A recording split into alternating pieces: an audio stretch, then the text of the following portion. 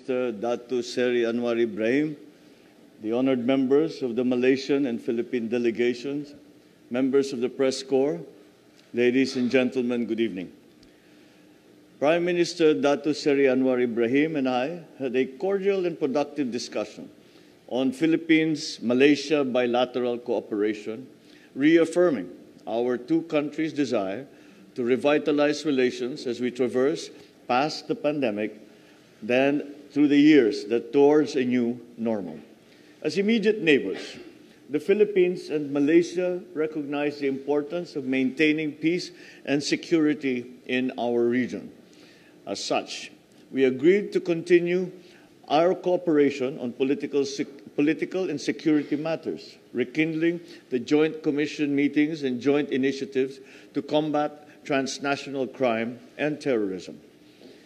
With the ongoing impacts of the pandemic and geopolitical upheavals challenging our national economies and the prospects of a global recovery, we agreed to reinvigorate trade and investment exchanges with a special focus on the halal industry, agriculture and food security, and the digital economy. Our shared historic roots are deep, and our cultures enjoy a natural affinity to one another.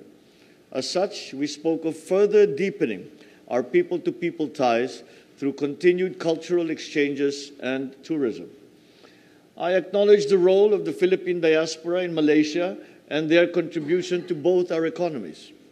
And as founding members of the Association of Southeast Asian Nations and the Brunei, Indonesia, Malaysia, Philippines East Asian Growth Area, the Philippines and Malaysia have ASEAN centrality embedded into our regional outlooks.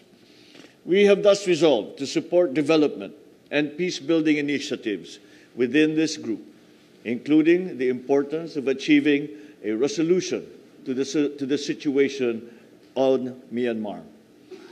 We commended the progress made towards achieving sustainable and inclusive peace in Mindanao. It is a culmination of years of effort and sincerity amongst all parties, which will soon realize the dividends of peace. We have recognized the great contribution that Malaysia has made to the peace process in southern Philippines, and we hope that this support that they have shown over the past few years will continue and will continue to contribute to the success of the peace process and the establishment of the Bangsamoro Autonomous Region. I therefore invited Malaysia to continue supporting the Philippine government's efforts to bring development and enhancement to the livelihoods of Mindanaoans.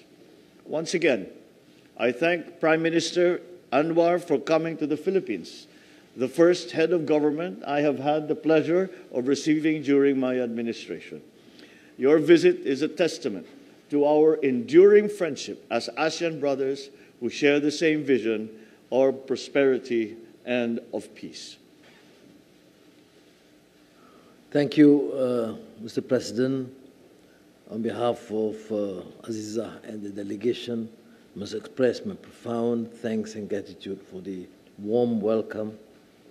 And I believe and concur what you have expressed, the need to not only to reaffirm our commitment to work together, but to enhance Malaysia-Philippine relations, guided by shared interests, multidimensional bilateral cooperation, and vibrant people-to-people interaction.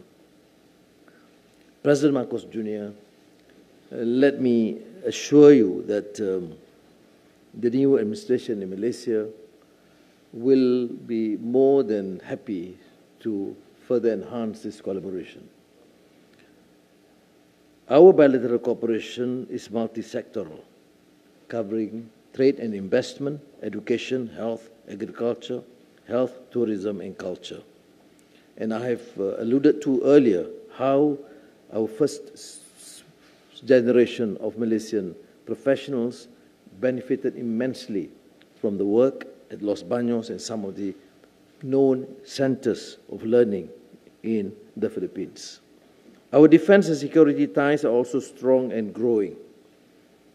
We share common borders and to an extent quite porous.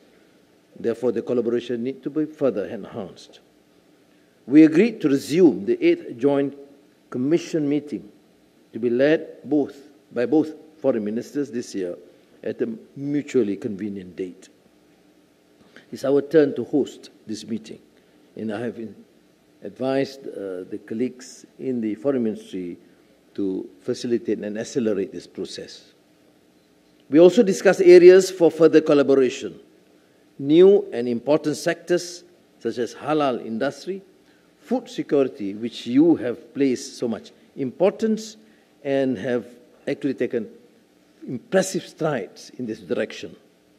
Digital economy, and are among the key areas that I propose as potential cooperation. The President and I also agreed that both countries should intensify efforts to increase the volume of trade and investments. We have had a good beginning, but there's no excuse why we can't further increase both trade and investment. That would be of tremendous benefit to both our countries. We also agreed that we should deepen the existing strong people-to-people ties through closer cultural and tourism collaboration, education, and sports. Malaysia stands ready to explore potential new collaboration with the Philippines in this regard. Now, the peace process in Mindanao. I must express again my profound thanks and gratitude. This has been a century-long contentious issues that invariably affect the region and in particular Malaysia too. And under your leadership, President, you have seen great strides in this direction. And I think it is only our duty as a good neighbor to support and facilitate the process. And I stand guided, whatever things need to be done at the bilateral, multilateral level to support this endeavor. It has to succeed in the interest of the Philippines and Malaysia and the region, and then utilize this enormous potential to the benefit of our people. Malaysia will also continue to offer assistance to the Bangsa Moro people through various capacity building programs, including through our Malaysia Technical Cooperation Program. In my meeting with the President, I've asked the Philippines assistance and cooperation to expedite the documentation of nationals so that they can be repatriated to the Philippines in a timely manner. And I am pleased that the willingness to facilitate this arrangement in a mutually agreed fashion. We also reiterated our commitment to continue supporting and enhancing cooperation with the BIMMP, IAGA, including hosting the Brunei, Indonesia, Malaysia, Philippines Facilitation Center. I did express my concern about the contentious, unresolved Myanmar issue, which is affecting Malaysia adversely due to the huge number of refugees, exceeding 200,000 people now in Malaysia.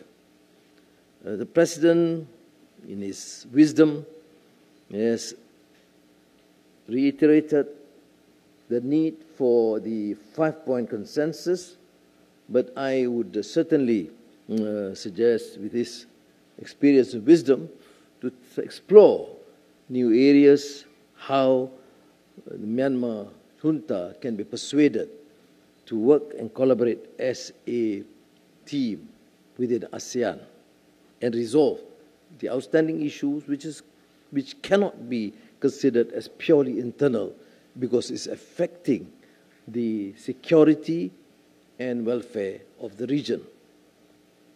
We did discuss the South China Sea issue, and I shared President Marcos Jr.'s concern that due to the complexity and sensitivity of the issue, we should try and engage and take the position at the multilateral level between ASEAN so that we have a comprehensive approach and achieve an amicable resolution to this outstanding problem. Maraming salamat po, Mr. President. I am extremely pleased. I must reiterate again that I was first here in Malacanang Palace when President Marcos was the president as a young Minister of Agriculture, and how pleased I am to be back here with Marcos Jr. Bombong to be there. And thank you very much for this hospitality, and I was deeply touched by your kind words and support. Thank you. Thank you very much.